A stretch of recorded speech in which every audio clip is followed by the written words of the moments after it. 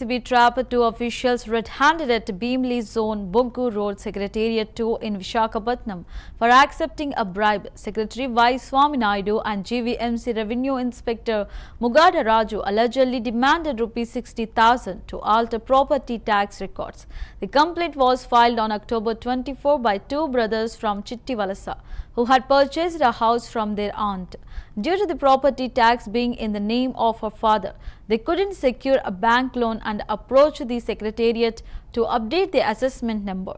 After negotiations, the bribe was settled at ₹50,000 with the ₹30,000 to be paid upfront. ACB officials under DSP BVSS Ramanamurthy's supervision caught the duo while accepting the money. A case has been registered and both officials will be produced in court.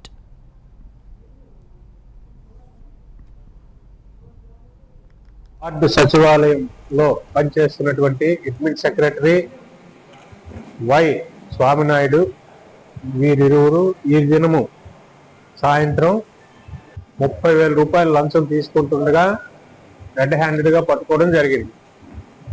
ఏం జరిగిందంటే నగరవలస చిట్టివలస గ్రామానికి చెందినటువంటి ఒక వ్యక్తి మా వద్దకు వచ్చి 24వ తారీఖున రిపోర్ట్ ఇవ్వడం జరిగింది. ఏంటంటే రిపోర్ట్ అంశాలు, వారి తాలూకా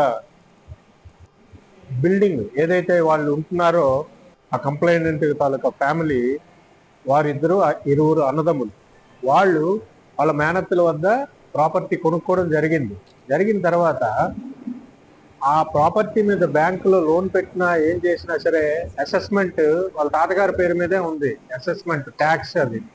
సో ఆ ట్యాక్స్ ఏదైతే ఉందో ఆ ట్యాక్స్ ని